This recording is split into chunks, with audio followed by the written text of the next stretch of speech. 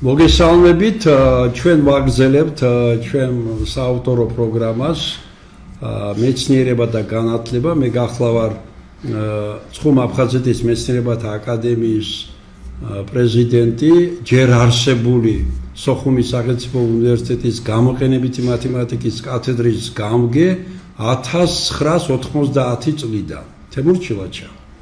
ჩვენ დღეს ვისაუბრებთ ზოგადად მეცნიერებისა და განათლების რეფორმის შესახებ და ასევე თბილისის და სოხუმის სახელმწიფო უნივერსიტეტის პერსპექტივის თვალსაზრისით, თუ ეს რეფორმა ადმინისტრაციული წესით, ესე იგი, მაინც განახორციელებს. ჩვენი სტუმარი არის ქალბატონი ცირა ბარამიძე, რომელიც არის ფილოლოგიის მეცნიერებათა დოქტორი, ის მაღალი დოქტორი, თბილისის სახელმწიფო უნივერსიტეტის სრული პროფესორი. დიდი მადლობა ქალბატონ ცირა მოგზაურობისათვის. აქ მე ახლა ქალბატონ ცირას აქვს ბრწყინვალესი ბიოგრაფია, უბრალოდ რამოდენიმეს ვიტყვი, რომ 2007 წლიდან ესე იგი არის ქალბატონი ცირა თბილისის სახელმწიფო უნივერსიტეტის კავკასიოლოგიის ინსტიტუტის საბაკალავრო, სამაგისტრო და სადოქტორო პროგრამების ხელმძღვანელი, ასევე 2007 წელს ქალბატონი ცირას თაოსნობით ჩატარდა კავკასიოლოგთა პირველი საერთაშორისო კონგრესი კავკასიური ცივილიზაცია მახლობელი აღმოსავლეთ ლინგო-კულტურულ კონტექსტში და 2010 წელს მეორე კავკასიური ცივილიზაცია, ისტორია და თანამედროვეობა, ასევე 2009 წლიდან მისი თაოსნობით გამოიცემა სამენოვანი საერთაშორისო სამეცნიერო ჟურნალი კავკასიოლოგიური ძიებანი, არის 80-ზე მეტი სამეცნიერო ნაშრომის ავტორი. კიდევ ერთხელ დიდი მადლობა. ახლა ქალბატონ ცირა, თქვენ იცით, რომ გასული წლის 16 ოქტომბერს დაანონსდა ბატონი პროფესორ ირაკლი კობახიძეს მიერ ესე იგი მეცნიერებისა და განათლების რეფორმა, სადაც გამოტანილი იყო 7 პუნქტი, რომელსაც ისინი მომავალში შეუპოვრათ, განუხრელად, როგორც თავის დროზე ის იყო, ამას მიუძღებიან. და ერთ-ერთი პუნქტი, რომელსაც ისინი სამწუხაროდ დღემდე, ესე იგი ბოლომდე მისდევენ, ერთ ქალაქში პრინციპი, ერთ ქალაქში ერთი ფაკულტეტი, მაგრამ გულისხმობენ სპეციალობას. მეტიც ერთ-ერთი ამ პროექტის ავტორი საუბრობს, რომ მიღება გვექნებაო მომავალ წელს დისციპლინაზეო. ახლა სტაჟი მაქვს უნივერსიტეტებში 42 წლის და მიღება დისციპლინაზე არ ხდება, ხდება მიღება სპეციალობაზე და მოცემულ ფაკულტეტზე და უნივერსიტეტში. ეს ისე. და იქ ითქვა, რომ ჩვენ ამას განუხრელად, ესე იგი, გავატარებთ. მაგრამ პატარა ელემენტარული ანალიზი გვიჩვენებს მათ მიერ გამოცხადებულ გონი 12 თებერვალს, რომ გამოაცხადეს მომდევნო, ანუ ამ წლის მიღება საბაკალავრო და სამაგისტროზე უცბად რატომღაც პროგრამებზე, იქ არის რამოდენიმე დარღვევა ამ პრინციპის. მაგალითად, თბილისში დარღვევა მხოლოდ თბილისშია. მაგალითად, თბილისში ორ სახელმწიფო უნივერსიტეტში, ერთ ქალაქში მიღება არის თქვენთან TSU-ში კომპიუტერულ მეცნიერებაზე 200 ადგილი და ინფორმატიკაზე, ეს ფაქტობრივად შინაარსობრივად ერთი სპეციალობა, საქართველოს ტექნიკურ უნივერსიტეტში 290 ადგილი და პირდაპირ რომ ემთხვევა მიღებების სპეციალობები, ეს არის ორ ამ გეგმის თანახმად ალბათ ყველაზე დაჩეხილი უნივერსიტეტი არის ილიას უნივერსიტეტი და სოხუმის სახელმწიფო უნივერსიტეტი. ამ ორ ყველაზე ვთქვათ, თუ განხორციელდა ყველაზე მძიმე მდგომარეობაში რომ აღმოჩნდება უნივერსიტეტები, 5 პროგრამა ემთხვევა პირდაპირ ერთმანეთს. კერძოდ, ილიას უნივერსიტეტში არის მიღება, ყოველ შემთხვევაში განაცხადი მათემატიკის, ფიზიკის, ბიოლოგიის, ქართული ფილოლოგიის, ისტორიის, ესე იგი, საბაკალავრო პროგრამაზე მასწავლებლის ერთწლიანი მომზადების პროგრამის ინტეგრირებით. ხოლო სოხუმის უნივერსიტეტი ამ 5 სახელწოდება რომ ემთხვევა, ემატება კიდევ კომპიუტერული მეცნიერება, ქიმია და ასე შემდეგ. ანუ პირდაპირ 5 პროგრამა ერთდაიგივეა, რაც დარღვევა. კი ბატონო, მე გულში მატკივრობ, ცხადია ილიას უნივერსიტეტს, ისევე როგორც ცხადია თბილისის სახელმწიფო უნივერსიტეტს, ბათუმის უნივერსიტეტს, ტექნიკურ უნივერსიტეტს და სოხუმის უნივერსიტეტი ჩემი სული და გულია, შესაბამისად დარღვევა. მე მივმართავ იურისტებს, რომ ისინი არიან კანონის, ესე იგი, ნოღარი. ანუ შუთ კონცეპტიანი კონცეპტიდან ერთი არის აბსურდი და დანარჩენი 6-იც არის აბსურდი. აი ახლა ქალბატონ ცირა თქვენთან მინდა პირველი იმით გადავიდე. ქალბატონ ცირა, თქვენი საზრით რით არის განპირობებული რეფორმის ავტორების, ფაქტურად რეფორმის ავტორები იქ არ არის დასახელებული, ვინც არის პროფესიონალი, უბრალოდ რეფორმის ავტორები, ჩვენ ვართო და იგულისხმება ალბათ ამბობის ხალხი. პრინციპი ერთი ქალაქი, ერთი ფაკულტეტი და ასე შეუპოვრად და უაპელიაციო დაცვა და განხორციელების ცდელობა აი ამ პრინციპის. თქვენი აზრით რით არის ეს გამოწვეული ამ პრინციპს? უპირველესად უნდა დავსვათ კითხვა, ეს არის რეფორმა ზოგადად. რეფორმა ეს და როგორ ტარდება რეფორმა ზოგადად დემოკრატიულ ქვეყანაში, ანუ თუ ჩვენ დემოკრატიულ ქვეყანას ვაშენებთ და ფაქტია აღარ ვაშენებთ, მაშინ რეფორმის ინდიკატორები არსებობს და არც ერთ ინდიკატორს განათლების არც ერთ საფეხურზე, არც სკოლამდელს, არც ზოგადი განათლების, არც უმაღლესი განათლების საფეხურზე, არც ერთ ინდიკატორს დაანონსებული და უკვე მოქმედებაში ძალადობრივად მოყვანილი რეფორმა არ აკმაყოფილებს და მათ შორის ერთ-ერთი ამ კონცეპტიდან რომ შევეხოთ ჩვენ თვითონ მექანიზმს, რა გზითაც მათ ეს დაიწყეს, ვინ არიან ეს რეფორმატორები, რას გულისხმობს რეფორმის განხორციელება, ასეთ მასშტაბურ რეფორმებს ნორმალურ სახელმწიფოში ამზადებენ წლების მანძილზე, ბენეფიციარებთან ჩართვით და რეფორმატორები არიან მაღალი კვალიფიციური დარგის წარმომადგენლები, უშუალოდ ამ სფეროდან ჩართული და ის პერსონები არც ერთი შეიძლება ითქვას არ არის კვალიფიციური პერსონა განათლების და მეცნიერების სისტემასთან აფილირებული. გამომდინარე აქედან ეს კონცეფციაც, რომელიც 3 გვერდნახევარია, 4 გვერდიც არ არის, ასე უცბად შექმნილი კონცეფცია და რა თქმა უნდა ის ხარვეზებით კი არა, ლოგიკური შეცდომებით არის სავსე, მაგრამ ამ კონცეფციაში გაპარულია მათი მთავარი მიზანი, რა სურთ მათ, როგორი ამოცანის გადაჭრა სურთ. ჩვენი ამოცანა განსაზღვროთ, თუ ეს რეფორმა არ არის, მაშ რა არის? ხო? რეფორმის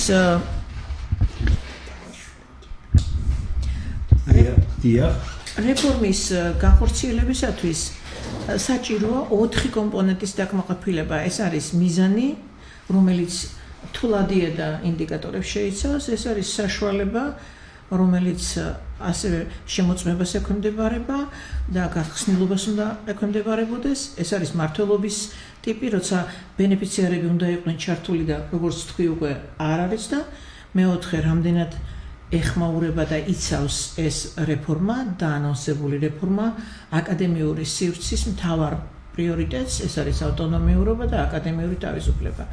მე თამამად შემიძლია გამოცხადო, რომ ამ 4 კომპონენტიდან არც ეს კონცეფცია, რომლის კრიტიკითაც თქვენ დაიწყეთ თქვენი გამოსვლა და არც ამ კონცეფციის შემდგომ ქმედებები და დეკლარირებული დოკუმენტები, რომლებიც მოყვა რეფორმის მოქმედებაში მოყვანას, არ აკმაყოფილებს. უფრო მეტიც, რეფორმის განხორციელების მექანიზმი უნდა იცავდეს სწორედ იმ მეოთხე მექანიზმს, შესაბამისად ეს დოკუმენტი კონცეფციას გულისხმობ და შემდგომი დოკუმენტებიც არის ანტიკონსტიტუციური და პროფესორ კობახიძეს, რომელსაც პრეტენზია აქვს, რომ კონსტიტუცია დაგვიწერა ერთი მუხლი კონსტიტუცია 16 წლის იყო თვითონ როცა დაიწერა და ვერ დაწერა და ერთი მუხლი ჩაწერა და იმასაც არ ღვევს და თლიანად 27 მუხლს ეწინააღმდეგება ზოგადი განათლების რამდენიმე მუხლს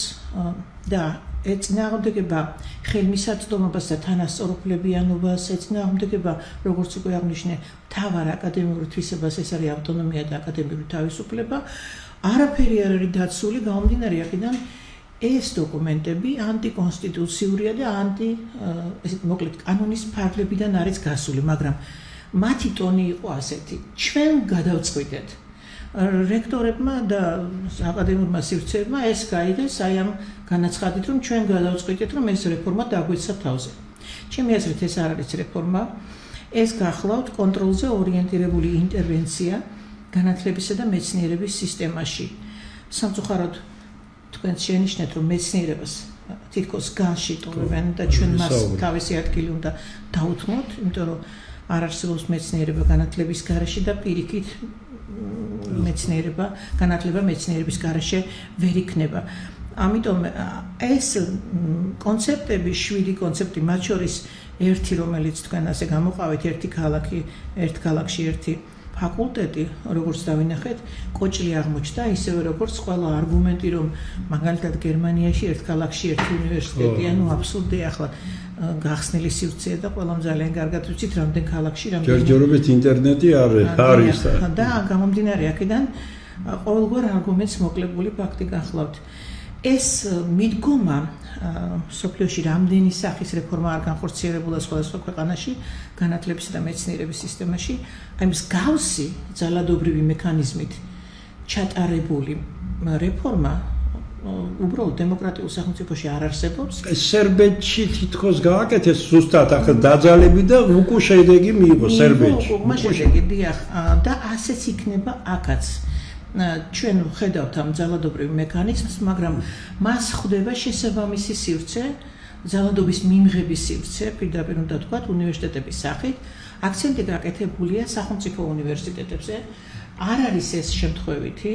19 სახელმწიფო უნივერსიტეტია, 45 არასახელმწიფო უნივერსიტეტია. კონცეფციაში გაპარულია ერთი ფრაზა, რომელიც ამბობს, რომ ბიზნესი უნდა აკეთოს კერძო სასწავლებლებმა და სახელმწიფო უნივერსიტეტებმა უნდა შეასრულონ სახელმწიფოს დაკვეთა და ჩვენ მივიღეთ ამ კონცეფტის სახით, რა არის სახელმწიფოს დაკვეთა.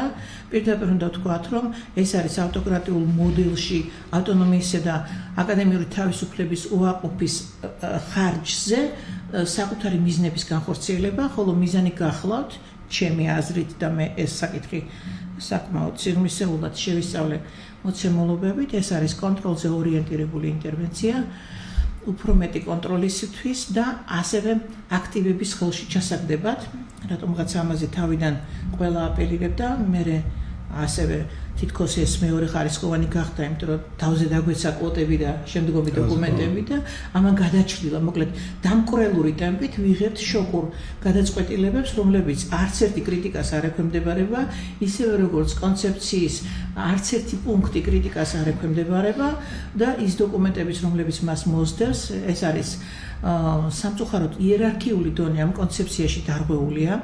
საერთოდ არ არის განხილული სკოლამდელი აღზრდის მექანიზმი და ჩვენ ძალიან კარგად ვიცით, რომ სკოლამდელი ბაღის აღსაზრდელებს გულისხმობ, ჩვენ ვიცით, რომ ეს სივრცე გამოყენებული არის პოლიტიკური ნეიტრალიტეტი იქ არ არსებობს და ფაქტობრივად არის როგორც რესურსი, ელექტორალური რესურსი გამოყენებული, თუ არ ვიტყვით იმას, რომ რომელიღაცა დიდი სახელმწიფო ჩინოვნიკი ბაღის ფულს ჭამს და ამას თავი დავანებთ. საერთოდ კატასტროფა. რატომღაც საერთოდ იგნორირებულია სკოლამდელი აღზრდის. რაც შეეხება სკოლას, ახლა მეორე ეტაპი, რომელიც გაცილებით სახიფათოა, მაგრამ ამ კონცეფციაში სკოლაზე გაკვრითაც კი არ არის არაფერი ნათქვამი. მე შემდგომდებულებებში მოდის ეს 11 წლიანი და ასე შემდგომ. აი რა წერია სკოლის შესახებ კონცეფციაში იმ სამგვერდნახევრიანში? არაფერიც არ წერია, მაგრამ ეს არის უფრო სიმპტომატური, ანუ სამიზნე არის არა სკოლები მხოლოდ, იმიტომ რომ ის უკვე პოლიტიკური ნეიტრალიტეტის თვალსაზრისით თითქოს მუჭშია მოქცეული და ყველაფერი კონტროლდება, სამიზნე არის უმაღლესი განათლების სივრცე. მაგრამ უნდა შევეხოთ სკოლას აუცილებლად, როგორც გარდამტეხ ზოგადი განათლების კანონის მიხედვით, რა თქმა უნდა, ქონების თვალსაზრისით, აქტივების თვალსაზრისით სკოლები ვერ იქნება იმდენად საინტერესო, როგორც უმაღლესი განათლების აქტივები. თუ იმასაც ვიტყვით, რომ აი ამ რაიონში, მაგალითად ნაზავადებში რამდენიმე სკოლა ჯერ კიდევ აუშენებელია, დუისში დაანგრიეს სკოლა და რამდენი წელია 5 თუ 6 წელია ვერ აშენდა არა და 32 მილიონი იყო გამოყოფილი. მაშინ როცა ომალოში იქვე 80 მილიონიანი ხიდი აშენდა, რომელიც არსად არ მიდის და სულ რამდენიმე კილომეტრში იქიდან სამხედრო ბაზებია ჩვენი ოკუპანტი ქვეყნის. მოკლედ იმის გმამსურს რომ სკოლის ზოგადი განათლების თვალსაზრისით გაცილებით დიდი პრობლემებია, მაგრამ ეს სამწუხაროდ დღეს მიჩქმალულია. არა და თავი აქედან არის სკოლის სივრცე, სასკოლო სივრცეში ჩვენი ქვეყნის მოდელი არის ჰიბრიდული მოდელი მართვის თვალსაზრისით, ის არც ევროპულია და არც პოსტსაბჭოური, რაღაც გარდამავალ ეტაპზეა.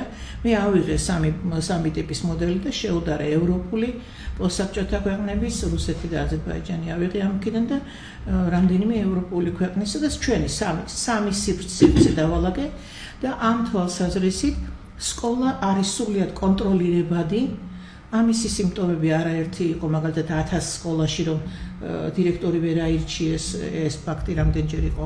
ხაზი, მოკლედ რომ თქვა, პოლიტიზირების ხაზი საშუალო განათლების სისტემაში ამგვარია, იერარქიულად, ვერტიკალურად ამგვარია პარტია, მერე სამინისტრო, მერე რესურს ცენტრი, რომელიც რეგიონალური და ადგილობრივი მართვის ცენტრია, მერე სკოლის დირექტორი, რომელიც საგვარნძო ფიგურაა და მერე მასწავლებელი და სამეურვეო საბჭო და მერე მასწავლებელი. აი ასე ზემოდან ეშვება. მაშინ როცა და ბიუჯეტს განკარგავს, ბიუჯეტს ავსებს სამინისტრო და არა მუნიციპალიტეტი, როგორც ეს დემოკრატიულ ქვეყნებშია. ანუ ერთგვარი ჩანასახი სამეურვეო საბჭოს თვალსაზრისით არსებობს, როგორც დემოკრატიული ჩანასახი, მაგრამ ამ დემოკრატიული ჩანასახის მოგუდვას ძალიან კარგად ახერხებს თანამედროვე ქართული სახელმწიფო. იმ საბჭოში სამინისტროდან გზავნილია დირექტორს თუ ვერ აირჩევს სამეურვეო საბჭო დანიშნავს მინისტრი და უნდა ვთქვათ 900 სკოლაში თითო კანდიდატი იყო დირექტორის ადგილას, ეს უკვე პირდაპირ მიუთითებს პოლიტიკურ ინტერესებზე და პოლიტიკური ნეიტრალიტეტისგან დაცლილ სკოლაზე. მასწავლებელი ფაქტობრივად როგორც გამოყენებულია სკოლა, როგორც პოლიტიკური ველი არჩევნების თვალსაზრისით, იმიტომ რომ სკოლა კარგი ბაზის მქონია, ის სკოლის მასწავლებლები და სამეურვეო საბჭო მთლიანად ყველა რეგიონს იცნობს, კავშირი არსებობს, მოკლედ იმის გმამსურს, რომ სკოლა ერთგვარად არის ჯიბეში ჩადებული პოლიტიზირების თვალსაზრისით და მორჩილების თვალსაზრისით. და ეს ვერტიკალი რომ დაირღვეს, თუ კი მართლა რეფორმა უნდა და სახელმწიფოს ჩაეტარებინა, მას ეს საბაზისო კვლევები უნდა გაეკეთებინა რა სჭირს სკოლას, უბრალოდ რაც დამართა თვითონ სკოლას, რაც არც წინა ხელისუფლების დროს ყოფილა თავისუფალი, მაგრამ ახლა სიმართლე უნდა თქვა, მაგრამ ახლა აბსოლუტურად სადავე ხელში არის აღებული და ეს არის პოლიტიკური თვალსაზრისით პარტია მართავს სკოლას, მოდი ასე ვთქვათ. ეს არ არის ნორმალური, იმიტომ რომ მასწავლებლის აკადემიური თავისუფლება, სკოლის ავტონომია, აკადემიური პროფესიონალიზმის თვალსაზრისით თავისუფალი არ არის. ამის შემდგომ სკოლასთვის დაანონსდა გაიხსენეთ 11 წლიანი სწავლება, რაც რა თქმა უნდა დისბალანსში მოდის დასავლურ ევროპულ ბოლონიის პროცესთან და საუბარი მის შესახებ, რომ მე ჩიხში როცა მოექცნენ, მიხვდნენ, რომ მართლა აი უკვე ხელმისაწვდომობის და თანასწორობის თვალსაზრისით ძალიან ცუდი გადაწყვეტილებაა, რომ აი ზოგიერთს ექნება შესაძლებლობა 12 კლასი დაამთავროს. მე მინდა მოსახლეობას მიმართო და თხოვო გააცნობიერონ, რომ ნუ იქნებიან ილუზიაში. ეს არის ძალიან დიდი საფრთხე. დღეს სოციალური ფონი ისეთია საქართველოში, რომ მე ეჭვმეპარება, რომ ოჯახების 1-2%-იც ვერ შეძლებს, რომ თავის მაშულმა სწავლა და შეიძლება 12 კლასი იყოს, თქვა, ვარკეთილში და მის გდანელმა იაროს 12 კლასში ვარკეთილში. მაღალმთიან რეგიონში როგორ იქნება სკოლები დაცლილია და მოსახლეობა დემოგრაფიული კატასტროფის წინაშეა და შეიძლება ძალიან ნიჭიერი და მოტივირებული ახალგაზრდა დარჩეს განათლების გარეშე. მაშასადამე ეს რეფორმა 11 წლიანი განათლების მოდელით ზღუდავს ხელმისაწვდომობასა და თანასწორობებს. იმ 11 კლასში გალბატონცირა, ეგრეთ წოდებული რეპეტიტორული, ანუ ფაქტურად 10 კლასზეა დაყვანილი და მე 11 კლასში ის თუ აბარებს, თქვა, ისტორიას და თქვა, უცხო ენას, შეუძლია ესე იგი სხვა საგნები ბაკურად არის ისწავლოს. ეს ხო 10 კლასზე გადავიდა. 10 კლასზე და მაშინ მე მინდა ის ხელისუფლებას კითხვა დავუსვა. ძალიან დიდი ფინანსური და ადამიანური რესურსი დაიხარჯა მოდელირების შეცვლის დროს სულ ახლახან სულ რაღაც 2-3 წელი არ არის როცა ზოგადი განათლების მოდელი საბაზისო და საშუალო დონიდან 9+3 რო იყო 9 კლასი და მე 3 კლასი 12-ისთვის ანუ ამ მოდელიდან რომ გადაგვეყვანა 10+2-ზე გაიხსენეთ პედაგოგებო რა წვალება გავიარეთ ამისთვის რამდენი რესურსი დავხარჯეთ ფულადიც მათ შორის ძალიან დიდი რესურსი დაიხარჯა და მაშინ სკოლის რეფორმის აი ამ მოდელში დასაქმებული სამინისტროს წარმომადგენლები სპეციალისტები ერთგვარად ამაყობდნენ აი რა კარგი რეფორმა ჩავატარეთ და მე ახლა მაინტერესებს სამინისტროს წარმომადგენლები რომლებიც ზუსტად აცნობიერებთ რა საფრთხეებს შეიცავს 11 წლიანი განათლების მოდელი და დასაშვები 12 წლიანი განათლები და როგორც თქვენ თქვით სწორად მე 11 კლასში მხოლოდ ერთი რეპეტიტორების ანუ განმეორების თვალსაზრისით სხვა საგნები იგნორირებული რამდენად არის ეს ორიენტირებული ჩვენს მიზნებზე ზოგადად თქვენ ამას კარგად აცნობიერებთ და მე ძალიან მიკვირს რომ თქვენ ამ შემთხვევაში მე თქვენი ხმა არ გამიგია როცა აქებდით თქვენს იმ გადაწყვეტილებებს და მოქმედებაში მოყვანილ ცვლილებებს დღეს როცა ასეთი ზიანის მომტანი გადაწყვეტილება მიღებული თქვენი რეაქცია ამაზე სამწუხაროდ არ არის სკოლაში მე-6 კლასამდე ფორმა სკოლაში ერთი სახე მოკლედ ყველაფერი ბატონო იმროს დაყვანილია რაღაც პარანოია ჩემი აზრით ერთი სახელმწიფო, ერთი სკოლა, ერთი ქალაქი, ერთი ფაკულტეტი, ერთი მართველი, ერთი სახელმძღვანელო. ამ სახელმძღვანელოს ვინ დაწერს? სად არის ის აკადემიური თავისუფლება, პლურალიზმი, განსაკუთრებით დიდი დარტყმის ქვეშ აღმოჩნდება ისეთი დარგები, როგორც არის ისტორია და ისტორიის გადაწერა შეიძლება მოხდეს და აქვე წერია, რომ სახელმწიფო უზრუნველყოფს ამ სახელმძღვანელოს შექმნას. უკაცრავად ეს არ არის წინააღმდეგობაში აკადემიურ თავისუფლებასთან, მასწავლებლის აკადემიზმის შეზღუდვასთან და ასე შემდგომ. რა მექანიზმი არსებობს იმისათვის, რომ დაიცვას სახელმძღვანელოს პრინციპი და არ გახდეს ის ინდოქტრინიზაციის შესაძლებლობა და უпростоრად რბილი ძალის ინსტრუმენტი არ გახდეს.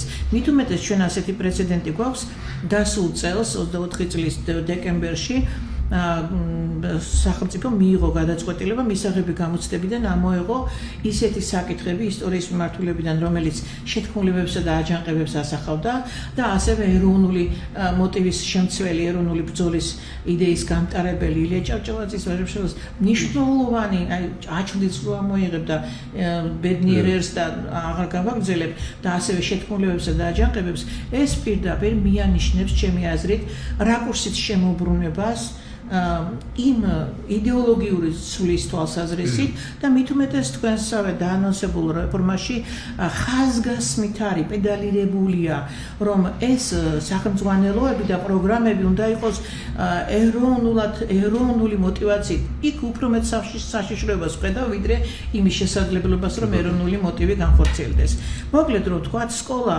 არის ძალიან დიდი საფრთხის წინაშე სკოლა არ არის დემოკრატიული სახელმწიფოს შესაძლებლის მდგომარეობაში არც კანონმდებლობით და არც თქვენ მიერ დაანონსებული და უკვე მოქმედებაში მოყვანილი ქმედებებით ვერტიკალი რომელიც მოემართება პარტიიდან მერე სამინისტროზე მერე მოდის როგორც გითხარით რესურს ცენტრებზე რომელიც მენეჯმენტის ნაცვლად ყველაფერს წარმოადგენს მისი უბრალო ფუნქცია უნდა იყოს და შემდგომ სკოლის დირექტორი როგორც თქვი და სამეურვეო საბჭოები რომლებიც ასევე ჩარევით იკრიბება ყველაზე მთავარი ის არის რომ აბიტურიენტებმა უნდა გააცნობიერონ მათი საფრთხეები ჯერ ერთი ის რომ მათ ეზღუდებათ თანასწორუფლებიანად ხელმისაწვდომობა აი ამ საგანმანათლებლო სივრცეში ზოგადი განათლების თვალსაზრისით აქ აქცენტი გაკეთებულია პროფესიულ სასწავლებლებზე და ამას არ გამოურიცხავ, მაგრამ მხოლოდ ის რომ პროფესიული სასწავლებლებისთვის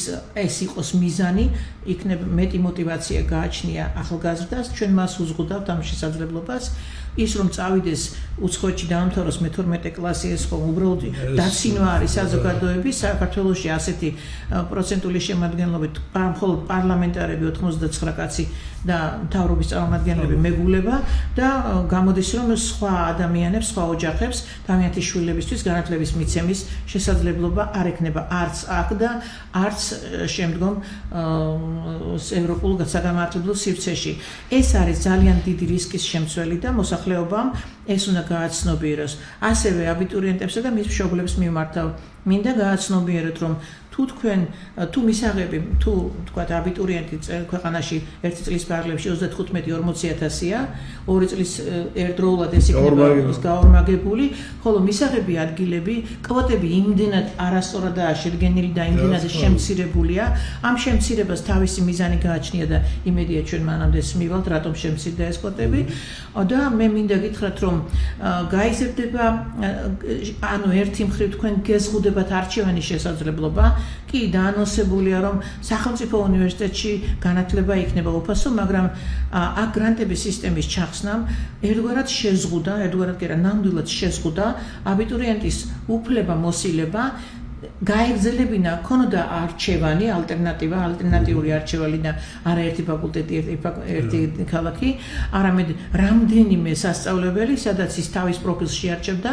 თავის ინტერესებიდან გამომდინარე და სადაც მას სურდა, იქ წაიღებდა ამ თანხას. ჩვენ თუ ბიუჯეტს შევხედავთ, საერთოდ დღეს უნივერსიტეტებმა სწავლა დაიწყეს იმგვარად, რომ დათვლილი არ არის რა ღირს ერთი სტუდენტის მომზადება. გამომდინარე აქედან ეს რეფორმა არათუ მომზადებელი, საერთოდ დამანგრეველი რეფორმა გახლავთ და უპირველესად სწორედ აბიტურიენტებს უნდა აფრთხობდეთ ის და უნდა აწუხებდეთ ის განცდა, რომ არც საუნივერსიტეტო სივრცე დახვდებათ მათ ისეთი მრავალფეროვანი და ისეთი მომზადებული, როგორც ადრე იყო ამის შესაძლებლობა. მაშინ კითხვა უნდა დავსვათ, დავიჯერო არაფერი არ არის კარგი ამ რეფორმაში. მე მინდა ვთქვა, რომ ეს რეფორმა არ არის, ეს არის ძალადობა და ძალადობაში არაფერი კარგი არ არის. რაც შეეხება სახელმძღვანელოებზე ამის შესახებ ვისაუბრე, ასევე მასწავლებლის გამოყენებას, მასწავლებლის შეზღუდვას, მასწავლებლის ავტონომიურობა და აკადემიური თავისუფლება ამ სისტემაში აბსოლუტურად შეზღუდულია და სამწუხაროდ ეს არის რეალობა, რომლის ფარგლებშიც ის ვერ შეძლებს კრიტიკულად მოაზროვნე თაობის ჩამოყალიბებას, მით უმეტეს აკადემიური თავისუფლების არ ქონის პირობებში. მივადგეთ ახლა მთავარ სამიზნეს, რომელიც ამ კონცეფციაშია გადმოცემული, ეს არის უმაღლესი განათლების სისტემა. კიდევ ერთხელ ვიმეორებ, რომ სამწუხაროდ მეცნიერება აბსოლუტურად გამოდევნილია ამ კონცეფციიდან, თითქოს არც არსებობს. მეცნიერებამ ძალიან დიდი დარტყმა განიცადა წინა ხელისუფლების დროსაც სამეცნიერო ინსტიტუციებმა, მაგრამ ეხლა უშუალოდ განათლების რეფორმის, ანუ საუნივერსიტეტო რეფორმის ფარგლებში არავისთვის უცხო არ არის. თვითონ ამ კონცეფციაში ასეთი ჩანაწერია მე-7 პუნქტში ჩაწერილია, რომ სრულად უნდა შეიცვალოს ინფრასტრუქტურა. ესე იგი, უნდა გახდეს საუნივერსიტეტო ქალაქები ქუთაისი და თბილისი, მაგრამ თბილისი უნდა გადავიდეს რუსთავში. ეს პირდაპირ ნიშნავს იმას, რომ მათი ინტერესი იქნა გაცხადებული. არც ადრე დაუმალავთ ეს ხელისუფლებას, რომ საგანმანათლებლო სივრცეებს, კერძოდ ეს საგანმანათლებლო სივრცეები აკუმულირებულია ყველაზე მეტად სწორედ ჩვენი მასწავლებლების დამსახურება გახლავთ ეს საუკუნოვანი ისტორია არის უკვე აკადემიურ ქალაქში, ასე ვიტყოდი, რომელიც არის ვაკე-საბურთალოს კონტექსტი. ეს ბიზნეს ინტერესებიდან გამომდინარე ძალიან მიმზიდველი სივრცე გახლავთ. იქვე წერია იმ კონცეფციაში, რომ ეს ინფრასტრუქტურაო, რაც მათ გააჩნიათო, ინგრევაო. ანუ ის რომ ინგრევა ხელისუფალო, ეს თქვენი პრობლემაა, მარტო იმ უნივერსიტეტების პრობლემა არ არის. სახელმწიფოს თუ ეს სახელმწიფო უნივერსიტეტებია, ევალება შეუქმნას ინფრასტრუქტურა. კი არ მოშალოს, კი არ დეცენტრალიზაცია რასტომ ჭირდება. იმიტომ რომ თავარი მომენტი გადის აქტივებზე და კონტროლზე. მაშასადამე ინტერვენცია, რომელსაც ისინი ახორციელებენ, არაკანონიერად, უნდა ვთქვათ, ეს ძალიან ხშირად უნდა გავიმეოროთ, ანტიკონსტიტუციური ქმედებებია დღეს განათლების რეფორმის თვალსაზრისით საქართველოში, რაც მიმდინარეობს, რაც უნივერსიტეტებს დააწყდა თავს მაგალითად ტექნიკური უნივერსიტეტისა და თბილისის სახელმწიფო უნივერსიტეტის გაერთიანების თვალსაზრისით, აქაც რა თქმა უნდა ეს მიზანი არსებობდა 29 იანვარს დაანონსეს და 9 თებერვლამდე მოკლედ დიდ გნიაში იყო ეს ორი სახელმწიფო უნივერსიტეტი, ორი დიდი უნივერსიტეტი, რადგანაც ერთ-ერთ პარლამენტარს ეგონა რომ ორ პატარა ლაინერს და დიდ კატამარანს მიიღებდა, მაგრამ სინამდვილეში მას კიდევ ერთხელ მინდა შევახსენო, რომ ლაინერი გაცილებით დიდია ვიდრე კატამარანი. ანონსებდა ხელისუფალი, რომ ჩვენ ამ გადაწყვეტილებას არ შევცვლით, მაგრამ აღმოჩნდა, რომ 9 თებერვლის დილას ეს გადაწყვეტილება იქნა შეცვლილი. მაგრამ რა მოხდა ტექნიკურ უნივერსიტეტს და ასევე თბილისის სახელმწიფო უნივერსიტეტს ჩამოეჭრა ძალიან მნიშვნელოვანი ფაკულტეტები. ტექნიკური უნივერსიტეტი კრიტიკულ მომენტში გადაარჩინა სწორედ იმ ფაკულტეტებმა, რომლებიც ერთგვარი ეკონომიკური და სოციალ-პოლიტიკური ძალიან ბევრი ხარვეზი არსებობდა, ვეთანხმები ამასში ხელისუფლებას, მაგრამ მე მინდა ვთქვა, რომ ბავშვის ნაბან წყალს ბავშვს არასოდეს არ გადააყოლებენ. თუ ეს ხარვეზები არსებობდა, ეს უნდა გამოსწორებულიყო უშუალოდ ამ უნივერსიტეტებთან შეთანხმების საფუძველზე. რა ხარვეზი არსებობდა მაგალითად თბილისის სახელმწიფო უნივერსიტეტში სამედიცინო ფაკულტეტის ანულირების.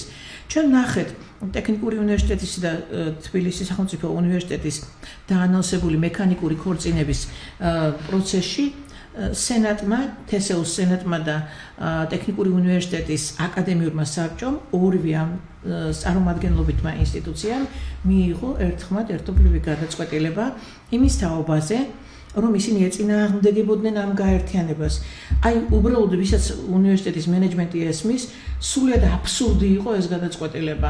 უნივერსიტეტების გაერთიანება მოუხლარა სხვადასხვა ქვეყნებში, მაგრამ იმას საკუთარი მიზეზი და მზადება ჭირდებოდა შესაბამისად ასეთი დამხრელური ბოლშევიკური მეთოდით ეს მხოლოდ ნგრევას გამოიწვევდა, ორი საკადასტრო კოდი ორივე გაქრებოდა, ანუ ფაქტობრივად ხელისუფლებას მოუწევდა ერთი დღით მაინც გამოეცხადებინა ლიკვიდაცია, ანუ 71 მუხლი ჩანაწერში, ლიკვიდაცია გამოეცხადებინა ამ ორივე უნივერსიტეტის და შეექმნათ ერთი საკადასტრო კოდი თბილისის სახელმწიფო უნივერსიტეტის. მე უნდა ვთქვა იმის შესახებ, რომ ტექნიკურ უნივერსიტეტს ჩამოეჭრა ძალიან დიდი კონტინგენტი, ანუ ფაქტობრივად გამოთავისუფლდა სივრცეები, თუ 21000 სტუდენტიდან 15000 ვეღარ მიიღებს და დაახლოებით 6-7 კონტინგენტი დარჩება, დიახ, ხომ დარჩება თავისუფალი სივრცეები. ეს თავისუფალი სივრცეები მომხიბვლელია ბიზნეს ინტერესებისთვის, უნდა ვთქვათ. ამიტომ თქვენი დებულება ერთი ქალაქი, ერთი ფაკულტეტი კოჭლი იმიტომ არის, რომ ეს გათვლილი იყო არა მართლა ერთ ქალაქ ერთ ფაკულტეტზე, რომლის აბსურდულობა სახეზე არის, არამედ გათვლილი იყო რამდენი სივრცე უნდა გამოთავისუფლებულიყო ამ შემცირების საფუძველზე აქტივებისათვის. ვფიქრობ, ეს არის ის ქმედება, რომელიც სულად დაუშვებელი იყო. ჩემთვის მიუღებელი იყო ყველა უნივერსიტეტისადმი დამოკიდებულება, ზოგადად ასეთი უხეში ჩარევა საუნივერსიტეტო სივრცეში, რომელიც თვისობრივად არ შეიძლება განხორციელდეს სამოქალაქო ინსტიტუციაში. ახლა ჩვენ კიდევ გვექნება შეკითხვა. ახლა ჩვენ რა თქმა უნდა, რაც ეხება საშუალო სკოლას, მომდევნო გადაცემებში ვისაუბრებ, რაც ჩვენთვის მოგიწევთ.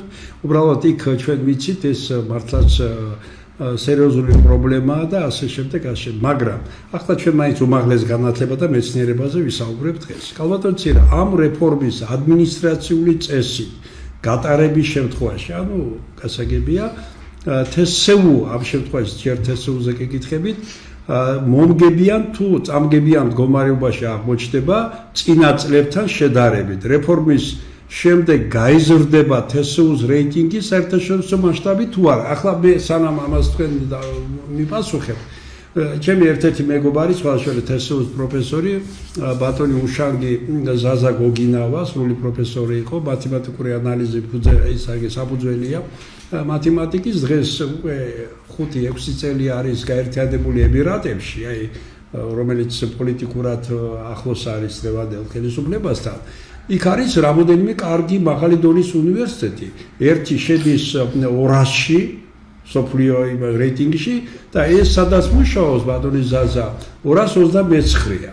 და როგორ დგება რეიტინგი, რა თქმა უნდა, ინფრასტრუქტურა იქ პრობლემა არა, უმაღლეს დონისა, მაგრამ თავარი მაჩვენებელი არის.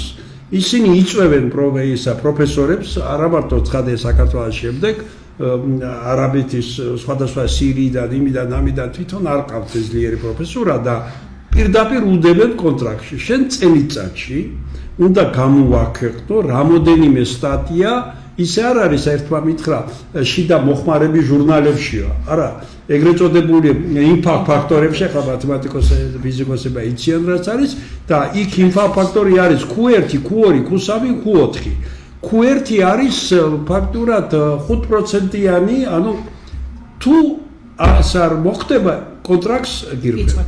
ამის გამო იწევა ის. ახლა თბილისის სახელმწიფო უნივერსიტეტში, რადგანაც აქ ბრძანის ავტორებმა რომ ის რაც ილიას უნივერსიტეტიდან, აი ჩვენი მიზანი იყოვო განათლების სამინისტროს უთქვამს, რომ ილიას იმიტომ ვამცირებთო ასე რომ რესურსი დავზოგოთო და მიმართოთო დედა უნივერსიტეტსო და აი თქვენი აზრით აი ამ ეს პროგრამა თუ ესე იგი ეგრეთ წოდებული თქვათ კონცეფცია თუ შესრულდა თბილისის სახელმწიფო უნივერსიტეტი იმის ფონზე რომ ის რაც GPI-ში იყო სოციალურ ეკონომიკური ეს იქ არ იქნება, ილიაში არ იქნება, სოხუმის საერთოდ გვექნება საუბარი ამ კუთხით სულ ნულად რჩება თითქოს თბილისში ვინც არის ყველა უნდა წამოვიდეს და აი თქვენ მომგებიან თუ წამგებიანში აღმოჩნდებათ.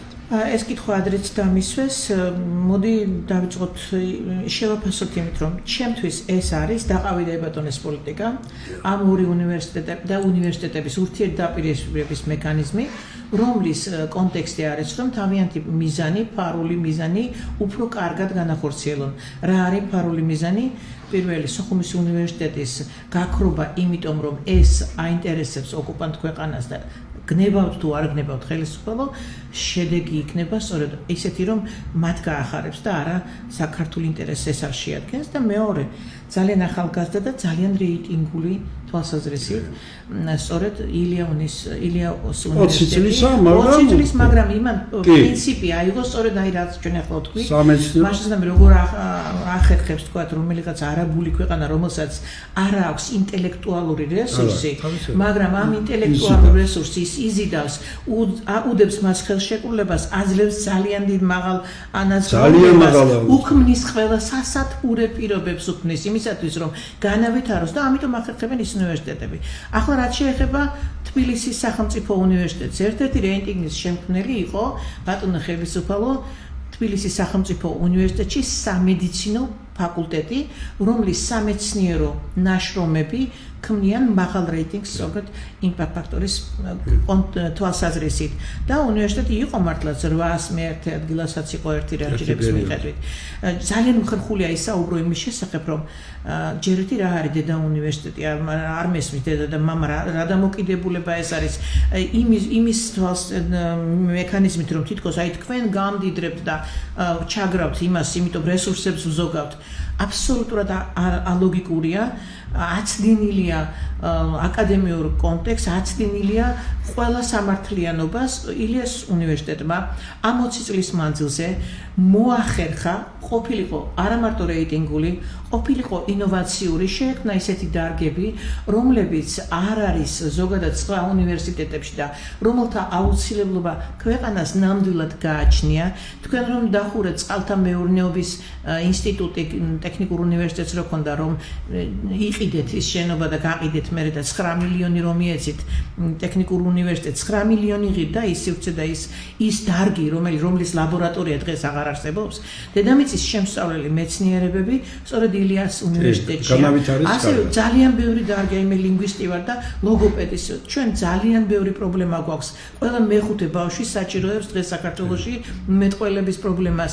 რომელი ერთი ჩამოვთვალო, ყველა დარგი რომელიც იქ იყო, შესწავლილი იყო ბაზართან მიბმის თვალსაზრისით. თქვენი არგუმენტი იმის შესახებ, რომ ბაზარს ეს არ ჭირდება, ის რომ სამართალს სხვა ვერავინ ასწავლის თუ არა თბილისის სახელმწიფო უნივერსიტეტი, სამედიცინო რა არ იყო სამედიცინო ფაკულტეტი თბილისის სახელმწიფო უნივერსიტეტის ავთენტურობა, ასლოვანი ისტორიით, არ იყო რეიტინგული. მე უბრალოდ ის მიკვირს, რომ ამ ფაკულტეტის პროფესორა რატომ არ იღებს ხმას და რატომ ასე მორჩილად ამაზე უნდა ვისაუბროთ ჩვენ რა სჭირს ამ პროფესორას. არა, ჩვენ არ გამდიდრებულ ვართ, იმიტომ რომ დიმიტრი უზნაცის ქვეყანაში ბატონ თეიმურაზ ძალიან უხერხულია ვისაუბროთ იმის შესახებ, რომ ფსიქოლოგიის მიმართულებით სამაგისტრო პროგრამა არ გვჭირდება. ესე იგი, ქვეყანას ფსიქოლოგები არ ჭირდება. მე მაინტერესებს ლინგვისტური პროგრამები, რომლებიც ილიაუნს ჰქონდა, ძალიან წარმატებული, მე თვალს ვადევნებდი, ძალიან საამაყო პროგრამები არ ჭირდება, აბა ასტროლინგვისტიკა გვჭირდება და ასტროარქეოლოგია. აი ეს ორი განზომილებაც კი აბსურდულობის ხარისხს გვიდასტურებს. რა თქმა უნდა, თბილისის სახელმწიფო უნივერსიტეტს ამით მხოლოდ პრობლემები შეექმნა, მათ შორის პედაგოგიკის თვალსაზრისით. პედაგოგია საერთოდ ესეც ასწლიანი ისტორია და გაუძლეს. ნახეთ კიდევ მთავარი პრობლემა დღეს რაც თბილისის სახელმწიფო უნივერსიტეტში განიხილებოდა, მაგალითად ჩემს ფაკულტეტზე საბჭოზე უნდა ვთქვა, ახლა ეს უკვე გადავედით ჩვენ იმაზე, რომ 3+1 მოდელზე უნდა ვიმუშაოთ, უნდა გადავთოთ ეს პროგრამები. დამანგრეველია ბატონო ხელისუფალო ეს. მინდა გითხრათ, რომ დამანგრეველია. ესე იგი თქვენ ამცირებთ 1 წელიწად სკოლაში, 1 წელიწად სამაგისტრო პროგრამაზე, 1 წელიწად საბაკალავრო პროგრამაზე, სულ 3 წელიწადს ამცირებთ. ბიუჯეტს თქვენ ზოგავთ. ეს არ არის რესურსის დაზოგვა. თქვენ თუ რეიტინგის გაზრდა გსურთ და ხარისხის გაზრდა გსურთ, ხარისხის გასაზრდელად სხვა ქმედებებია საჭირო და არა ილიაუნის და სოხუმის უნივერსიტეტის და სხვა უნივერსიტეტების ლიკვიდაცია. 92% ილიაუნის პროგრამებისა ლიკვიდირებულია. სოხუმის უნივერსიტეტი 100%. საბაკალავრო და სამაგისტრო 100%. რომ ეს უკვე ძალიან საგანგაშო ვითარება გახლავთ. ახლა ამ კითხვას დაუბრუნდები. თბილისის სახელმწიფო უნივერსიტეტში პედაგოგიკის გაუქმება ნიშნავს იმას, რომ ეს თქვენი 3 წლიანი საბაკალავრო პროგრამა, რომელიც ვერც ერთი პროფესორისგან ვერ იქნება თანხმობა მოცემული, რომ შეიძლება დუმას, შეიძლება ასე მორჩილად აპირებენ ამის გაკეთებას. მე არ ვაპირებ, იმიტომ რომ მე მიმაჩნია, რომ ეს არაკვალიფიციურია და არ მინდა არაკვალიფიცირებაში მივიღო მონაწილეობა და თუ საჭირო იქნება დავამტკიცებ, რატომ არის ეს არაკვალიფიციური. ძალიან დიდი საფრთხეები შექმენით, მათ შორის იმით, რომ სტუდენტმა მინდა გაიგოს 3+1 პროგრამით სტუდენტს აბსოლუტურად ეზღუდება მეინერ პროგრამის, ანუ დამატებითი პროგრამის არჩევა, რაც ზღუდავს მის ინტერნაციონალურობას, მის მრავალპროფილიან მიდგომას, მის ინტერესებს ზღუდავს. აღარასოდეს ამ სტუდენტს აღარ ექნება შესაძლებლობა, რა თქმა უნდა, როგორ შეიძლება მაგალითად სწავლობდეს არქეოლოგიაზე და ანთროპოლოგია აინტერესებდეს და ვერ აიღოს ის პროგრამა. ეს ხომ ურთიერთგამდიდრების პროგრამა არის. თქვენ ფაქტობრივად არ ღვევთ, ანგრევთ იმ მოდელს და ის არგუმენტი, რომ სადღაც რომელიღაც ესპანეთში ან რომელიღაც ქვეყანაში არის 3+1, მე მინდა გითხრათ, რომ იქ არის 13 წლიანი სწავლება ზოგადი განათლების თვალსაზრისით და ისეთ მაღალ დონეზე, რომ ჩვენს ზოგადი განათლების სისტემას უბრალოდ ვერ შევადარებთ ვერასოდეს. თქვენ ეს მექანიზმი უნდა გაგითვალისწინებინათ. გამომდინარე აქედან, მინდა უპასუხო, რომ პედაგოგიკის შემცირება, რატომ უარყავით ასევე სენატმა მიიღო გადაწყვეტილება სამედიცინო ფაკულტეტის, ჩვენი თესეულ სამედიცინო ფაკულტეტის შესახებ, ერთხმად მე ვესწრებოდი ამ ხდომას, ერთხმად მიიღო გადაწყვეტილება იმის შესახებ, რომ ეს ფაკულტეტი ეკუთვნის უნივერსიტეტს, ქმნის უნივერსიტეტის მაღალ რეიტინგულობას, უნივერსიტეტის ბიუჯეტში შემოაქვს 25%, რამდენი პროცენტი შემოაქვს სახელმწიფოს, რა სუბსიდიები სახელმწიფო უნივერსიტეტებში რა არის. ამის შესახებ კიდეც ვისაუბრებ, ახლა ამ კითხვას დავასრულებ იმით, რომ თქვენ რეიტინგული რაც იყო ის მოსპეთ წაგვართვით მხოლოდ იმიტომ, რომ ამ ფაკულტეტზე ერთ-ერთი გარკვეული მოცემულობა არის უცხოენოვანი პროგრამებისა, უცხოენოვანი სტუდენტების, მათ შემოაქვთ, მათ შორის ილიაუნის უნივერსიტეტის სამედიცინო ფაკულტეტს 6000 ხდიან ისინი წელიწადში გარდა ამისა ცხოვრობენ, ხარჯავენ ხომ? მაშასადამე ის შემოსავალს ქმნის ამ უნივერსიტეტის 13 მილიონი ლარი შემოდიოდა მარტო ილიაში მედიცინაზე. ბიუჯეტს ვავხმეთ ჩვენ ილიაუნის ბიუჯეტს, ეს იქნება თქვენი ეგრეთ წოდებული დაზოგვა და სეკვესტრი სრულად ალოგიკურია მათ შორის ციფრების თვალსაზრისით, მაგრამ ამის მიზეზი აბსოლუტურად არ არის ციფრები. უნდა გახსნილად უნდა თქვა, ამჯერად ვიცავ ილიაუნს და არა თბილისის სახელმწიფო უნივერსიტეტს. ილიაუნი არის მაღალი აკადემიური მოსწრების უმაღლესი ინსტიტუცია. მიუხედავად იმისა, რომ ის არის ახალგაზრდა, მან ერთგვარად შეძლო ჩამოეყალიბებინა სამოქალაქო ინსტიტუცია, იმიტომ რომ უნივერსიტეტი არ უნდა იყოს სახელმწიფო, საერთოდ ეს სტატუსი კლავს უნივერსიტეტის სამოქალაქო ინსტიტუციის ფიქციას, იმიტომ რომ იმ ტიპის სახელმწიფო, როგორიც ჩვენ ვართ, ახერხებს ზეწოლას, კონტროლს, დანიშნულ რექტორებს სუსის და სხვა ორგანოების მიერ მართულ სისტემას შევთანხმდეთ ამაზე, ეს რეალობაა და მე ამის დიდი გამოცდილება გამაჩნია. ერთადერთი როგორც ჩანს ილიას უნივერსიტეტში ვერ მოახერხეს ვერც რექტორის დანიშვნა და ვერც აკადემიური სივრცის შეზღუდვა, იმიტომ რომ ამ ინოვაციურმა მიდგომებმა შეძლო დაინტერესებინა არა მარტო სტუდენტი, არამედ შეექმნა ისეთი პროფესურა, რომელიც ჩართულია საერთაშორისო პროექტებში და ახლა ეს პროექტები მილევად რეჟიმში გინდათ გადაიყვანოთ და რა იქნება, გაქრება საუნივერსიტეტო იდეა, ილიაუნის იდეა გაქრება, არ გაქრება. მე მინდა გითხრათ, რომ თქვენ უნდა შეწყვიტოთ ეს რეფორმა. განსაკუთრებით ეს არის ძალიან მწვავე საკითხი, ძალიან მწარე წარმოსადგენია, რომ ასეთი არააკადემიური მიდგომით, ავტონომიისა და აკადემიური თავისუფლების სრული შეზღუდვით, რესურსებზე აპელირებით, რომლებიც აბსოლუტურად გაუმართლებელია, უნივერსიტეტი, რომელიც თავის თავს არათუ არჩენს, არამედ დიდ რეიტინგულ მონაცემებს ქმნის და საქართველოს სახელი გააქვს საერთაშორისო სამეცნიერო სივრცეში, ძალიან ცუდად მოეკეცით. არ ჭირდება თბილისის სახელმწიფო უნივერსიტეტს იმის ბაზების ან რაღაც სხვა ლაბორატორიების შემოერთება ილიაუნისაგან.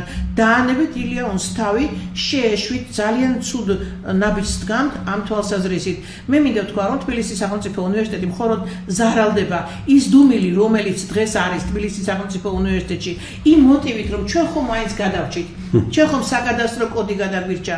მე შეგახსენებთ, ჩემო კოლეგებო, დღევანდელი დუმილიც, როცა მე თქვენ დაგისვით კითხვა, ძალიან წუხვა რომ ამის ხმამაღლა გაჟღერება მე მიხდება, მაგრამ ეს როგორც ჩანს უნდა ვთქვათ.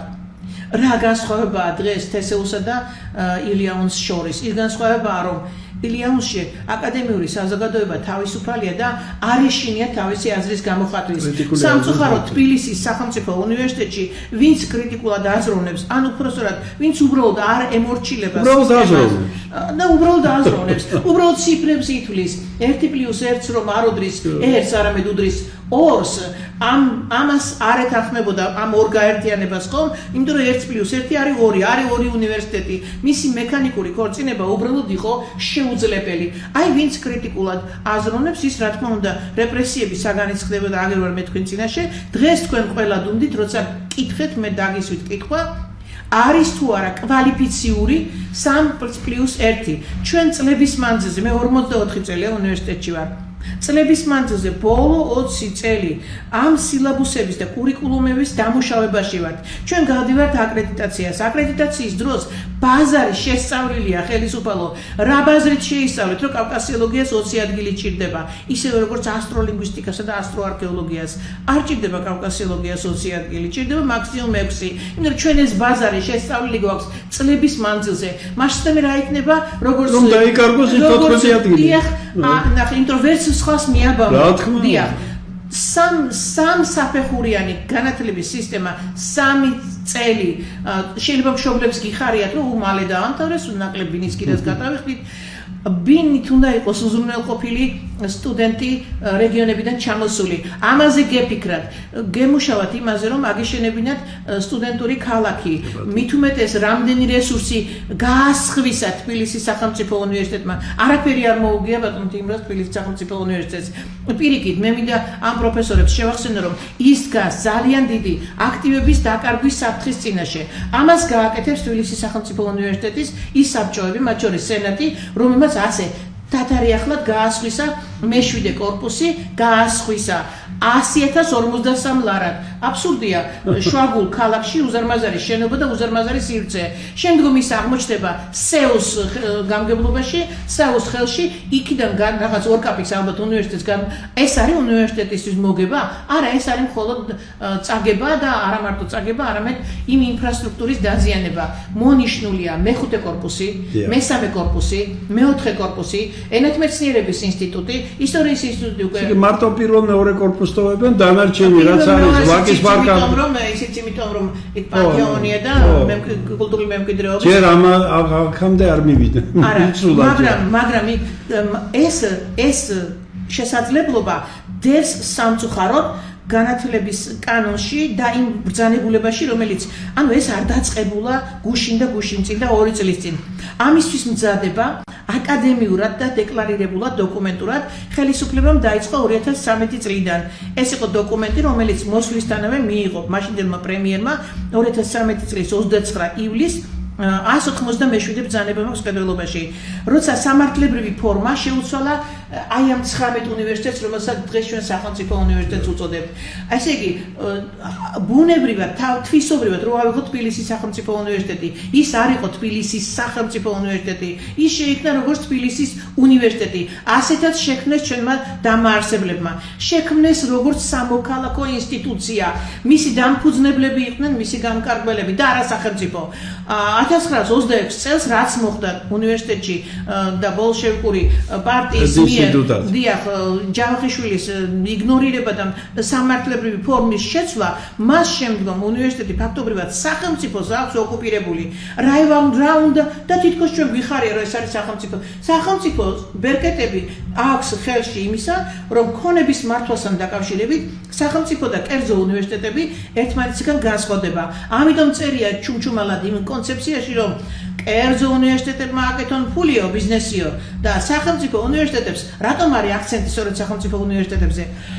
სწორედ იმიტომ, რომ აქ ადვილად შეიძლება ჩაიგდო ხელში ეს ქონება. თუ მით იმეტეს რექტორი ყავს შენგან პორტირებული და დანიშნული პოლიტიკური ნეიტრალიტეტის არ მქონე, თუ აკადემიური საბჭოები არის არჩეული ფაქტურად დანიშნული აკადემიური საბჭოები და სენატიც კი არის ფაქტობრივად შედგენილი. სტუდენტების დანიშნულია სენატი. ნუ მაგაზე აღარ საუბრობ, არ მინდა სტუდენტთან ძალიან ფრთხილად მინდა საუბრო, მაგრამ ეს არის ფაქტი. აი ამ სენატმა შეძლო ყოველგვარი არგუმენტების გარეშე გაესხვისებინა მე-7 კორპუსი. ასე ეხლა აქტივები ჩამოწერილი არის ყველა იმ კორპუსში, რომელიც ახლა ჩამოთვალე. ასევე ტაბახმელაში, რომელზეც ხმას არ იღებს არც ერთი ადმინისტრაციული პერსონა, ტაბახმელას კომპლექსზე, რომელიც არის ძალიან მნიშვნელოვანი თბილისის უნივერსიტეტისთვის, ასე უწოდებ მას მე, როგორც ჯავახიშვილი უწოდებდა თავიდან. თბილისის უნივერსიტეტი დღეს არის საგანგაშო მდგომარეობაში და თქვენ მეუბნებით, რომ უკეთეს მდგომარეობაშია, მე კი გეუბნებით, რომ ის ძალიან სულ მდგომარეობაშია.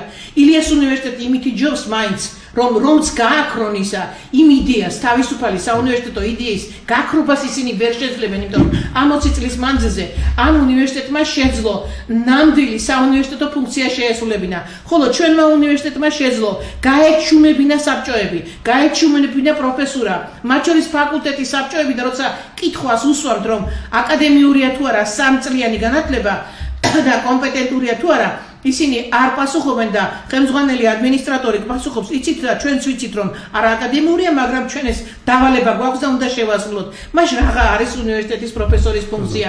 თუ ის თავის დარგს, თავის კომპეტენციას და უფრო მეტიც, ხელისუფალო, თქვენ შეცვალეთ საკვალიფიკაციო ჩარჩო?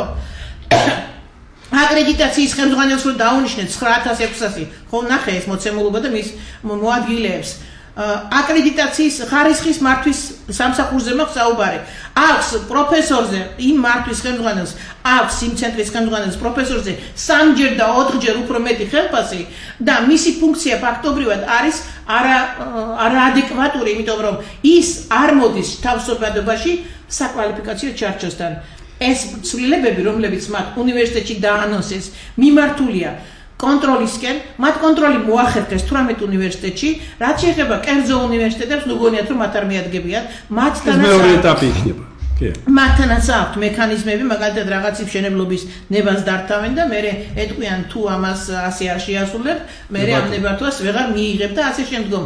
ვაჭრობის მოგეთ ქარვასლად გინდათ აქციოთ განათლების სისტემა, რაც სამწუხაროდ. დიდი მადლობა თქვენი პასუხისთვის, აი ესეთი სწორი პასუხისთვის, ჩემი აზრით და ერთი მინდა კიდევ შეგეკითხოთ, რა თქმა უნდა, ახლა მეც სოხუმის სახელმწიფო უნივერსიტეტზე მინდა შეგეკითხოთ, ახლა ალბათო ცირა თქვენთვის, როგორც ქართველისათვის, საქართველოს მოქალაქისათვის, თესეულის პროფესორისა, რა მნიშვნელობა აქვს სოხუმის სახელმწიფო უნივერსიტეტის, როგორც საქართველოს მეორე და ამიერკავკასიაში მეოთხე სახელმწიფო უნივერსიტეტის შენარჩუნება, როგორც მრავალპროფილიანი კლასიკური სასწავლო დაწესებულების და მინდა გითხრათ, რომ აი დღეს იმ ესე იგი წარმოდგენილი საბაკალავრო სამაგისტრო პროგრამებიდან ფაქტურად 2 ფაკულტეტის სამართლის და დიპლომატიის სადაც მუშაობს 24 პროფესორი, ბიზნესის და სოციალური მეცნიერების, სადაც მუშაობს 43 ერთად 67, 2-3 წელიწადში ისინი უმუშევრობით დარჩებიან და აი ეს მაინტერესებს თქვენი აზრი ცოტა ისე თქვათ, რადგან ცოტა 1-5 წუთი მეცნიერებას მერე უნდა შევეხოთ. აი სოხუმის უნივერსიტეტის მნიშვნელობა. სოხუმის უნივერსიტეტს ხელისუფალო თქვენ მოეკეცით ბათუმის უნივერსიტეტისგან თუ სტატუს გულისხმობ, ძალიან რადიკალურად განსხვავებულად არ და პირიქით მე კი ბატონო დიდი პატივით ბათუმის უნივერსიტეტის შენარჩუნებისთვის, მაგრამ რატომ მოახდინეთ სოხუმის უნივერსიტეტის ანულირება? ეს არის სრული ანულირება. თუ ჩვენი სტრატეგია არის რომ ჩვენ უნდა დავბრუნდეთ სოხუმში და აფხაზეთი საქართველოა და თუ ჩვენი ამოცანა გეოპოლიტიკური და პოლიტიკური არის დეოკუპაცია, მაშინ რატომ მოიქესით ასე? ეს არის რუსული ოცნება იმის შესახებ, რომ სოხუმში არ ყოფილიყო ქართული უნივერსიტეტი, არ ყოფილიყო ქართულენოვანი განათლება და ამ ამოცანას ასრულებთ. თუ ამ დარგებს მოსყობთ, მისი რეაბილიტაცია, მისი ხელმეორედ შექმნა, ამ ადამიანების თავიდან აკუმულირება, როგორი გაჩუმებულებიც არ უნდა იყვნენ დღეს, მე მაინც მათ ვიცავ, იმიტომ რომ ეს არის დიდი, ეს არ არის შეცდომა. მე ვფიქრობ, ეს არის მიზანმიმართული ქმედება, დანაშაული იმისა, რომ ჩვენ იქ ვერასოდეს ვერ დავბრუნდეთ, ეს სურს ოკუპანტს და ჩვენ გამოდის, რომ ვიქცევით ისე, რაც სურს ოკუპანტს. აი, ქალბატონცირა, თქვენ სწორად ბრძანეთ გულისკევილი თესევუში, როგორც აკადემიური საბჭოს ენა, იგივე კიდევ ვარესი იყო სოხუმის სახელმწიფო უნივერსიტეტში, რადგანაც ჩვენ წლების განმავლობაში პროფესორ ოთარ ჟორდანიას შემდეგ გარედან გვინიშნავდნენ პირდაპირ პარაშუტისტებს, ანუ განათლების კომისრებს, რომელსაც არ იცოდა გალის რაიონი ესაზღვრება ზუგდიდის რაიონს თუ თქვათ რუსეთის სადაც გაგრიზონა შემდეგ და ამიტომ დღეს ესეთი სავალალო მდგომარეობა არის, მაგრამ იქაც არიან პროფესორები და სტუდენტები. ახლა ქალბატონცირა რამოდენიმე წუთი დარჩა და ჩვენ მეცნიერების რეფორმაზე შეგნებულად ჯერ სერიოზულად არაფერს არ ლაპარაკობთ, რადგანაც მათი მიზანი არის, რომ საქართველოში რეიტინგების აწევა გვინდაო ილიას ფაქტურად დაჩეხვით და თბილისის სახელმწიფო უნივერსიტეტის, მაგრამ მეცნიერებაზე ერთი თანხის ლარის გამოყოფა არ უნდა, 2250 ლარს ერთ-ერთს არ უმატებენ.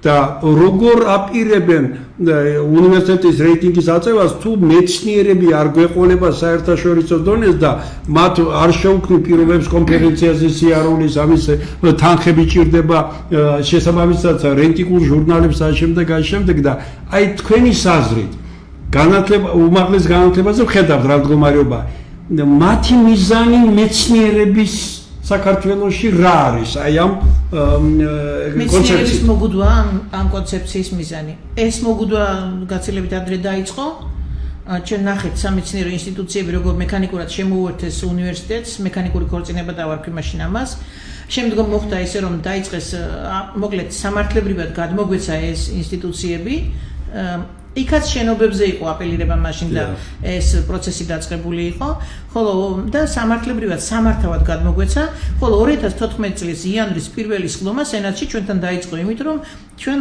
ეს კი სახელმწიფომ დაფინანსება შეუწყვიტა სამეცნიერო ინსტიტუციებს. აქ აი ამ შემდგომ ერთ-ერთ მიღებულ კანონში ერთი მნიშვნელოვანი ჩანაწერია და ამაზე გავაკეთებ აქცენტს და თავისთავად ცხადი გახდება რა არის მათი დამოკიდებულება კომისრის დანიშვნა მეცნიერებათა სისტემაში კანონში წერია ძვირფასო ხელისუფალო ასეთ რამეს ბოლშევიკური სახელმწიფოც ვერ გააკეთებდა რომ სამეცნიერო ინსტიტუციების ხელმძღვანელს დანიშნავს მაკონტროლებელი მე ვიცი პარლამენტი ესე იგი პარლამენტში თქვენ ახლა მრავლად ყავთ გპ-ში დაცული ხარისხიანი ადამიანები როგორც ჩანს აი არა მათ საერთოდ ერთი სტატია არ გავუგვიხნებიათ ამ დაცვის შემდგომ შევისწავლე ეს საკითხი ანუ თქვენ შეგეძლებათ რომ მოახდინოთ პორტირება საკანონმდებლო ორგანოს აქვს იმის პრეროგატივა ნაცვლად სამეცნიერო საბჭოსა, რომელიც არსებობს ყველა სამეცნიერო ინსტიტუციაში. სამეცნიერო ინსტიტუტებს დღეს ბეჭედიც კი არა აქვთ უნივერსიტეტი არის ადმინისტრაციული ხელმძღვანელი, გამომდინარეობს რომ ის სამეცნიერო საბჭო სულიად ყვილად არსებობს იქ, მას დირექტორის არჩევაც კი არ შეუძლია კონცეფციის მიხედვით. არამედ თქვენ მოახდენთ პორტირებას თქვენთვის საინტერესო პერსონის სამეცნიერო ინსტიტუციების სამართავად და ერთადერთი შეზღუდვა მიაყოლეთ იმათ ასაკი და აქ აქცენტი იყო გაკეთებული იმაზე რომ ყურადღება გაკეთებულიყო ყურადღება გადასულიყო ასაკზე და ხალხს ეკონა უი ასაკი შეიზღუდა ასაკი კი არ შეიზღუდა კომპეტენციისა და გამოცდილების ერთობლიობა სამეცნიერო ინსტიტუციაში როგორ შეიძლება მაგალითად ენათმეცნიერების ინსტიტუტს ან ბიოქიმიის ინსტიტუტს ან რომელიმე გეოფიზიკის ინსტიტუტს ხელმძღვანელობდეს ადამიანი რომელსაც გეოფიზიკის ანაბანა არ ესმის მარტო ის იცის რასაც უბრძანებს პარტია განახორციელოს იმ ინსტიტუციაში უკაცრავად როგორ სახელმწიფოს ვაშენებთ თუ საერთოდ მივექანებით იმ ტიპის მოდელი უნდა შევქმნათ მეცნიერების განვითარება ეგ არის აი მე მინდა ქალბატონი ცირას დიდი მადლობა უთხრათ რომელიც თბილისის სახელმწიფო უნივერსიტეტის პროფესორია და ну არ არის აფხაზეთის მკვიდრი, მაგრამ არის ქართველი და სახელმწიფოებრივად აზროვნებს. ამის ფონზე ქალბატონ ცირას ასეთი ჯერითი ყველაფერში კომპეტენტურია, მაგრამ ამ შემთხვევაში დაცვა, სწორი დაცვა სახელმწიფოებრივი კუთხის სოხუმის სახელმწიფო უნივერსიტეტის იმის ფონზე, რომ აფხაზეთის უმაღლეს საბჭოს თავმჯდომარე ხმას არიღებს, ცივი წყალით არიან შეერაღებული და წყალს სვამენ, ასევე აფხაზეთის ავტონომიური რესპუბლიკის ესე იგი მინისტრთა საბჭო ფაქტიურად ხმას არიღა დღეს ნიშანდობლივი იყო აფხაზეთის მინისტრთა საბჭოს თავმჯდომარე რეალური რომელიც არის ერთ-ერთი სამინისტრი იყო სოხუმის სახელმწიფო უნივერსიტეტში მემორანდუმი დადეს რომ სოხუმის სახელმწიფო უნივერსიტეტის სტუდენტები გაევლიანო იმას პრაქტიკას აფხაზეთის მთავრობაში და სტუდენტი თუ არ გვეყოლება 2-3 წლის შემდეგ რა პრაქტიკას გავლი ამიტომ ძალიან გთხოვთ თქვენ რომ იფიქრეთ იმაზე რომ საქართველოს როგორც სახელმწიფო ვერ შედგება აფხაზეთის გარეშე და ერთადერთი ბმა აფხაზეთში მშვიდობიანი მე ამის მომხრება სოხუმელი კაცი ვარ დაბრუნებაში არის არა დაჩეხვა არამედ არა მილევად რეჟიმში სოხუმის სახელმწიფო უნივერსიტეტის ფაქტურად დაშლა არამედ პირიქით გაძლიერება სოხუმის სახელმწიფო უნივერსიტეტისა არის მიმართულებები სოხუმის სახელმწიფო უნივერსიტეტი მაგალითად გამკვეთი მათემატიკა, მიკრობიოლოგია, ისტორია, ნაწილობრივ თქვათ აფხაზეთის ისტორიის კუთხით და შემდეგ, სადაც საქართველოში პირდაპირ გეუბნები ლიდერები ვართ და ესენი შენარჩუნებით სხვა დარგების გაძლიერება, რადგანაც მოსკოვის უნივერსიტეტი კრასნოდარში აძლიერებს სოხუმში მყოფი აფხაზეთის სახელმწიფო უნივერსიტეტი და ჩვენ თუ მანამდე დაშლიან და მერე მოხდება დაბრუნება მეხსეული დაბრუნება სხვანაირი დაბრუნება თქვათ რომ მანდარინები და აპელსინები შეაგრონოთ სამურზაყანოში ესე არ არის როცა დაბრუნება მოხდება ჩვენ უნდა როგორც კონკურენტუნარიანი უნივერსიტეტი დაბრუნდეთ და არა უბრალოდ მოსახლეობა სოფლის მეურნეობაში ამიტომ ქალბატონ ცირა ჩვენ აუცილებლად თქვენ მოგიწევთ განსაკუთრებით კიდევ ალბათ საშუალო განათლებაზე ვისაუბრებთ დღეს ახლა დიდი მადლობა მოკლედ ვიტყვი 2013 წელს 31 ქართულენოვანი სკოლა დახურეს გალის რაიონში მე მაშინ პარლამენტის ექსპერტი ვიყავი და დავიწყე ამაზე საუბარი რომ უნდა გავაპროტესტოთ უნდა მივმართოთ საერთაშორისო არაფერი არ გაგვიკეთებია ჩვენ იმისთვის რომ ეს ქართულენოვანი სწავლება დაგვეცვა დღეს მე როგორც ლინგვისტი ვაცხადებ შევისწავლე ეს საკითხი ფაქტობრივად სრული რუსიფიკაცია ამ ტერიტორიაზე და ერთადერთი უნივერსიტეტია რომელსაც შეუძლია სოხუმის უნივერსიტეტს დაბრუნდეს როგორც ქართულენოვანი და ქართული სახელმწიფოს ფუნდამენტი და თქვენ ამ ფუნდამენტს შლით მოგიწოდებთ შეწყვიტეთ ზოგადად ეს რეფორმა არის არათუ კოჭლი სულად უსახური სულად დამანგრეველი თუ ჩვენ გვინდა სახელმწიფოს დანგრევა სწორედ განათლების სისტემა უნდა დაანგრიოთ და სახელმწიფოს დანგრევა გინდათ თუ იმგვარი სახელმწიფოს შექმნა რომელიც მორჩილებაში იქნება დიდი მადლობა ქალბატონ ცირა ამ პათოსისთვის მე ვაპირებ ცოტა შემდგომში ცალკე იმის გადაცემის გაკეთებას გალის რაიონში როგორც ნელ-ნელა ქართული სკოლები და ესე იგი ფაქტურად განადგურდა ახლა გალის რაიონი პირადად ილია ვეკუას ყველაზე გენიალური ქართული მეცნიერის კუთხე არის და ჩვენ ამაზე დღევანდელი ხელისუფლება აფხაზეთის უმაღლეს საბჭო და შემდეგ ხმას არიღებენ დიდი გაგებით ასე შემდეგ და იქიდან გადმოსულ ბავშვებს რომელსაც სწავლა უნდა ან ილიას უნივერსიტეტში ან სოხუმის უნივერსიტეტში იმის ნაცვლად რომ ის თანხები რაც აფხაზეთის მთავრობაში ერთი კამპუსი აეშენებინათ ერთ ამ 32 წლის განმავლობაში ამიტომ თქვენ მე კიდევ ერთხელ დიდ მადლობას მოგახსენებ როგორც აფხაზეთელი კაცი კოდორდარეული კაცი და აუცილებლად მოგიწევთ დღეს უდიდესი მადლობა ქალბატონ ცირა მადლობა. კარგად გრძანდებოდეთ.